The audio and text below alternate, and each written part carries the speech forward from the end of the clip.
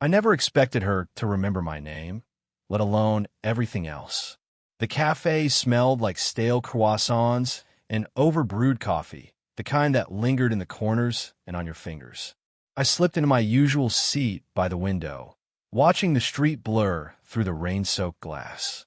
My phone buzzed on the table. No new messages, and I left it face down.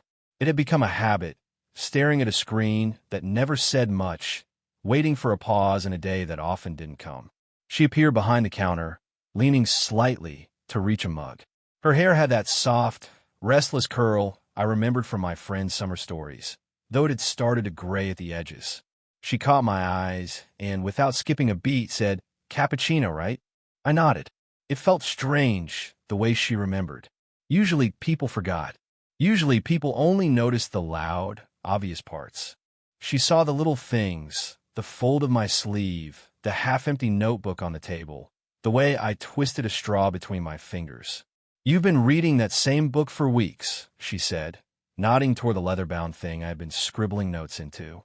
Her voice wasn't loud, but it carried. I felt my ears heat up. "Yeah, I guess I like reading the same parts." I smiled, unsure why I said it. It felt like a test, like maybe she would laugh or shake her head. She didn't. She just tilted her head, and her eyes lingered on mine for a beat too long. I noticed the faint tremor in her hands as she set down my cappuccino. I watched her fingers smooth the edge of the counter absent-mindedly, almost like she didn't notice I was watching. There was something in that, careful, deliberate quiet. Something I wanted to study, memorize even. We laughed at nothing, or maybe it's something only she remembered, when she mispronounced a name on a receipt. The joke hung in the air. It was small, unimportant to anyone else, but it left a warmth behind. I stirred my coffee, pretending not to notice how she flicked a glance at me when she stepped back to serve another customer. There was a rhythm here, a quiet intimacy without words. I realized I had paused my life to notice it. I had paused my life a lot lately. The unsent texts in my drafts, the conversations I rewound in my head, the way I lingered in doorways or on sidewalks, waiting for something that didn't quite arrive, all little threads of the same loneliness. She wiped her hands on a towel and caught my gaze again. "You remind me of someone I once loved," she said, soft, almost like she wasn't sure she should have said it. I froze, spoon hovering over foam, words tucked behind a sudden lump in my throat. My first thought was, I'm too young. My second thought, why does that sound like a gift? I didn't know what to say. I didn't know if I should laugh or nod or just stare. She offered nothing else, just a small smile that made my chest ache in a way I hadn't felt in years. I left the cafe with my notebook under my arm, the bell above the door chiming my departure. I walked slowly, letting the rain soak my jacket, imagining the way her hands had trembled, imagining her voice saying the words again. I knew I shouldn't think about it, but I did anyway. And then, as I reached my street, my phone buzzed. A message from an unknown number. "Forgot to ask. Do you want to come by for some tea tomorrow?" I froze. The steam from my coffee had long vanished, but a different kind of warmth stayed in my chest, quiet and insistent. The doorbell jingled softly, and I froze for a second before remembering the message. There, her place. I swallowed and stepped inside, greeted by the familiar scent of worn wood and something faintly floral, like vanilla and laundry soap. She was perched on a stool in the kitchen, a kettle whistling quietly, steam curling between us like a thin veil. "Hey," she said, voice careful, like she wasn't sure if casual would be allowed. I nodded, noticing how her sweater hung loose over her shoulders, sleeves pushed up, revealing a faint scar along her wrist. She caught my gaze and looked away, frowning slightly, as if she had said more than intended. We poured the tea together. The cups were warm in our hands. I tried not to linger too long on the way her fingers brushed the rim, the slight hesitation before she handed me a sugar cube. I used to make tea like this with my mom," she said suddenly, almost as if the words weren't meant for me, and then quickly added, "She's gone now." I didn't know what to say. The silence that followed wasn't uncomfortable. It was full, heavy with something neither of us dared to name. I shifted, spooning sugar into my cup, imagining the hand she had used to stir her mother's tea, imagining the mornings she had spent alone since. I thought about my own loneliness, the text drafts I never sent, the little routines that reminded me I was too young to know what to do with someone like her. She glanced at me when she noticed my hesitation, and I could swear she saw right through the front I kept for the world. "Do you come here often?" I asked, immediately regretting how childish it sounded. She tilted her head, a slow smile tugging at her lips. "I could ask you the same thing," she said, and for a moment, the words hung between us like something dangerous and promising all at once. I laughed softly, a dry, awkward sound. We didn't look away. I helped her carry the cups to the small table by the window. Rain pattered against the glass. Outside, the world blurred into streaks of gray and silver. Inside, the quiet felt alive, a fragile tension I didn't know how to manage. We talked about small things, a book she was reading, a song she liked, a memory of a long-ago friend. Each revelation was brief, a careful brush of the brush against canvas, and I felt my pulse tighten. I knew the lines we shouldn't cross. Her history, my youth, the invisible eyes of her life outside this kitchen. When I stood to leave, she handed me a folded napkin with a corner tucked under her fingers. I noticed how she lingered, thumb brushing mine for a fraction too long. I felt heat creep into my chest.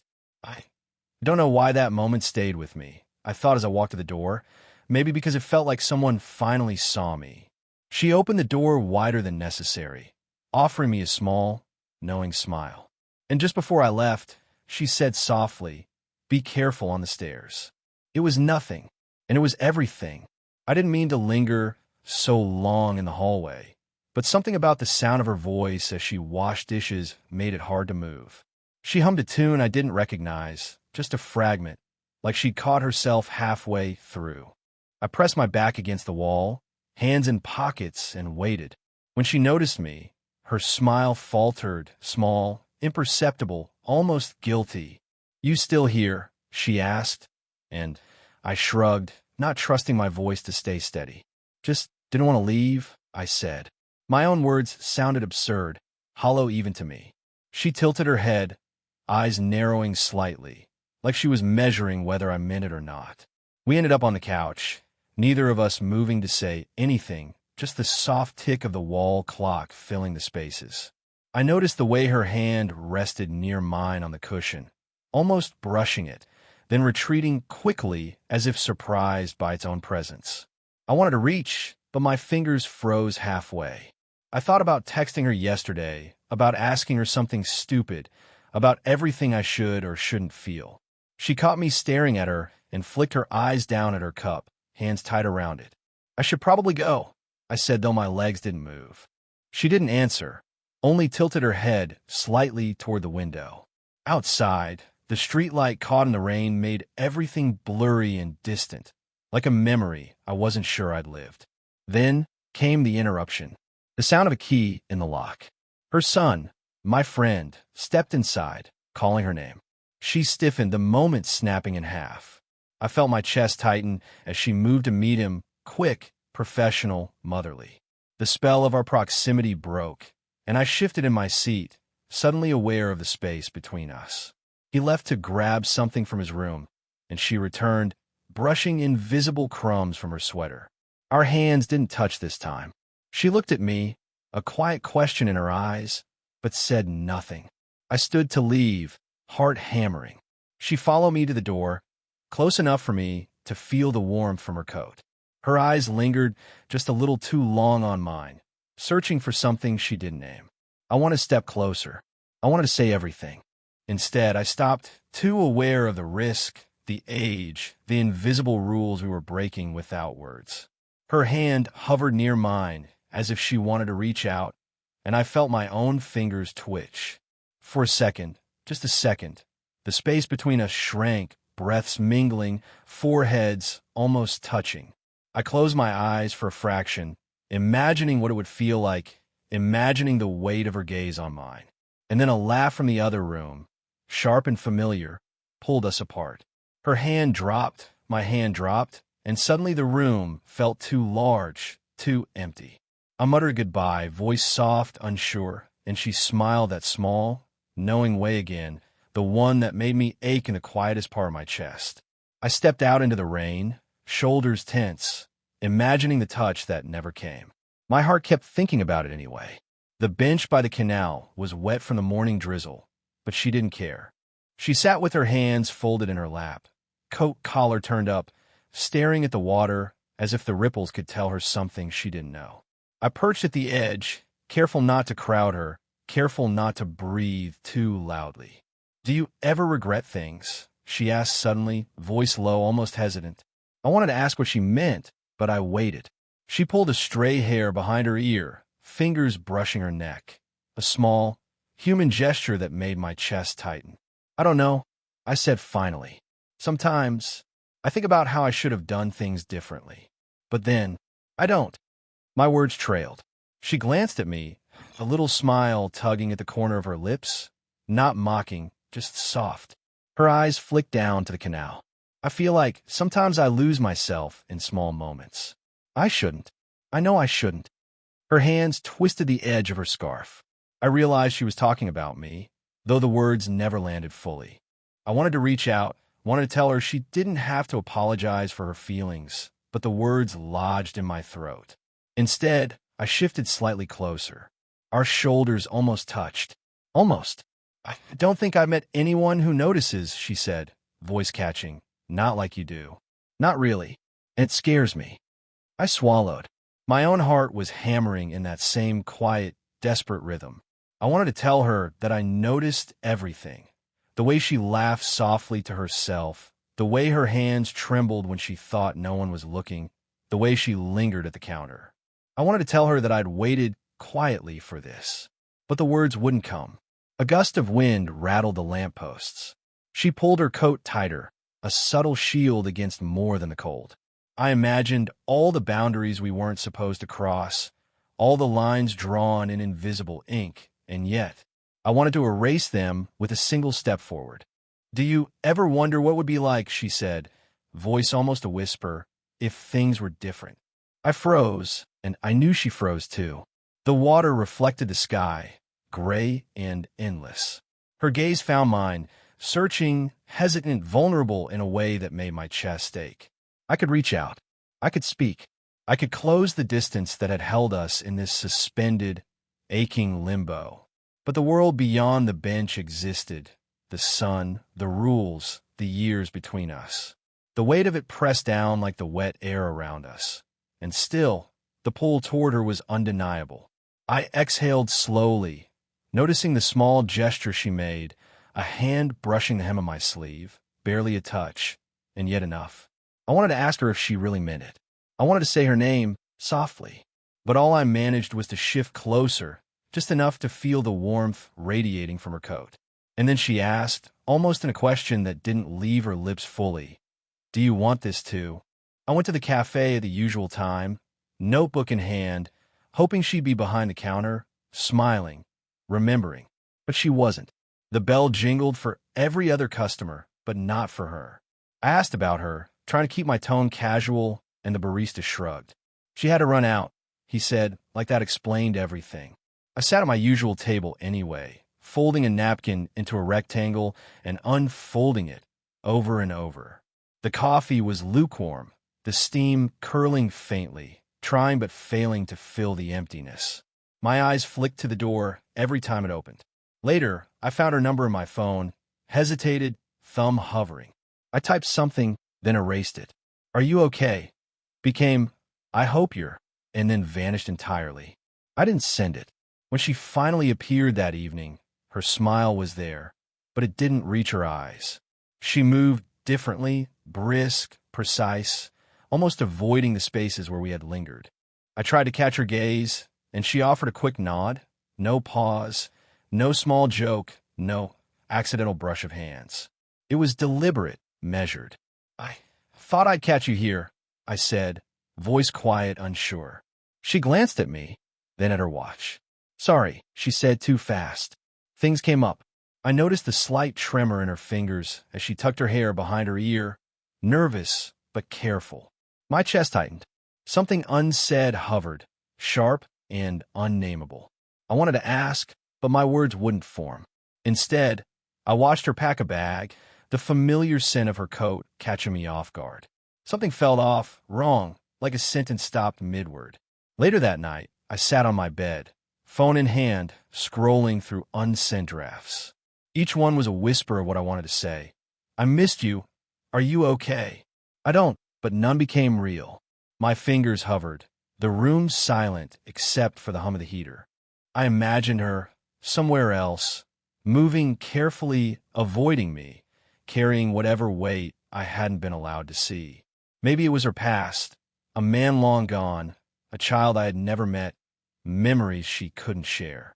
I didn't know. I only knew that the warmth between us had cooled and it was something fragile, teasingly out of reach.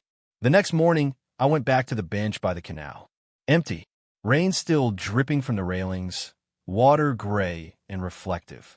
I sat down anyway, hands folded, breathing in the cold. I thought about her, thought about the touch that almost happened, the words almost spoken, the smiles half given. I didn't feel heartbroken. I felt paused, like life forgot to finish the sentence. I typed a message again, thumb trembling. Do you want to? And then deleted it. The chair across from me remained empty, the air too quiet, the moment unresolved. And I waited, because waiting was all I knew to do. I found her in the kitchen, standing at the sink with the window open. The light was gray, diffuse, falling in uneven squares across the counter. She didn't notice me at first. I lingered in the doorway, boots dripping, notebook still clutched under my arm. I didn't expect you, she said, finally turning. Her voice was low, cautious. I needed to see you, I said, though the words felt inadequate. I shuffled closer, unsure whether to reach out or stay back. She leaned against the counter, arms crossed, a small shield against something I couldn't name. For a long moment, we just looked at each other. Her eyes were tired, but attentive, searching. I wanted to tell her everything, that the days without her had been quiet ache, that I noticed her in ways she hadn't realized, that I had waited and wondered if she noticed me too. But I didn't, not all at once. Instead, I started small. I kept thinking about the other day, on the bench, the canal. My voice trailed off. I shifted my weight from one foot to the other. She uncrossed her arms, hands gripping the edge of the counter. I wasn't sure I should. I know. I interrupted softly. I know we shouldn't. The words felt heavy, but necessary. She nodded, a single tilt of her head, acknowledging what was unsaid, the weight of years, boundaries, mistakes, all of it pressed into that tiny gesture. The kettle whistled, and she moved to pour tea without looking at me. I watched her hands, steady now, deliberate, the small tremor gone. She handed me a cup. I held it like it was fragile, because it was, in a way. I didn't think. I'd want this, she said quietly, voice low, not meeting my eyes. But, Ido. I felt the air shift, the tension that had built over weeks, months, collapsing just slightly, enough for me to breathe. I wanted to lean closer, wanted to close the space, wanted to touch her hand, but I stayed still. She took a sip of her tea, eyes on the window, letting the words hang between us. We didn't need more. The choice was made quietly, to be present, to acknowledge, without overstepping. That was enough. Vulnerable, but not reckless. I set my cup down. She glanced at me, and for a long second, her lips twitched into the faintest, smallest smile. Not dramatic, not exaggerated. Just hers. Okay, I said. She looked at me again, letting her shoulders relax, a tiny exhale that carried months of hesitation. Okay, she repeated softly. I didn't know what would come next. Maybe nothing. Maybe something. But in that kitchen, in that quiet shared space, it was enough to exist together, acknowledging the feeling without forcing it, holding it tenderly in the air between us. And that was the closest thing to relief I'd felt in months. Simple, human enough. It was 8:47 a.m., just like I liked it, though she always joked it was an oddly specific time to notice. I sat at the kitchen table, black coffee in hand, the steam rising in lazy spirals. She moved around the small apartment, folding laundry, humming the same fragment of a song she'd hummed weeks ago at the canal bench. It felt familiar, steady, the kind of normal that arrives after months of uncertainty. She handed me a cup of tea, warm, fragrant, and just slightly sweet, my favorite. I caught her glance as she placed it down, the corner of her mouth twitching into a quiet smile. No words, just acknowledgement. It was enough. We walked to the canal bench later, the same one where everything had almost begun and almost ended. The rain had passed, leaving the air crisp, the city quiet. We didn't need to speak. We didn't have to recreate old confessions. Instead, we sat side by side, shoulders brushing, watching the water move. "You brought the notebook," she said softly, noticing it tucked under my arm.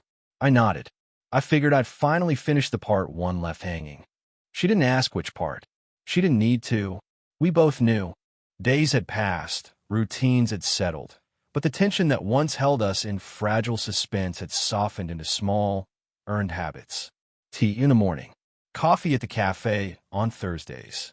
Shared glances that lasted a beat too long, lingering just enough to feel like ours alone. I watched her smooth the edge of the bench, fingers brushing the wood as she always did.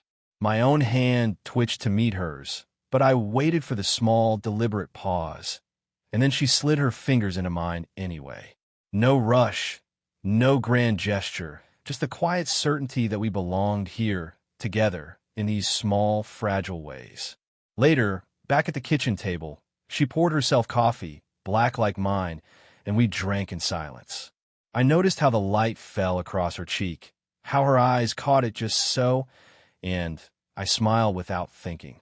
She caught it and returned it with a tilt of her head, subtle, knowing, and the ache of longing that had haunted me months ago softened into warmth. I didn't feel like I had won anything or that anything had changed dramatically. Life was still messy. Her past, my hesitation, the world outside our small routines, all still existed. But here, now, there was a quietness that wasn't empty. There was presence, attention, and care. I stirred my coffee, watching the swirl, and thought about the first day I had noticed her hands tremble, about the bench, the canal, the near kisses, the unsent texts, the morning tea. Everything that had built toward this, subtle, careful, unspoken, felt alive in the most ordinary way. She caught my gaze and raised her cup in a tiny toast. I raised mine in return, and as we drank, the warmth lingering between us, I realized some things didn't need words to be understood. Some love didn't need declarations. It existed quietly, in gestures, in routines, in the pauses between words.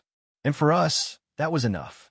I let the last sip of coffee warm my mouth and thought, softly, almost to myself, she's here. And I finally know what that feels like. If this were a video script, the closing reflection could read, "Did this story stay with you?" What kind of quiet, real love stories do you want to hear next?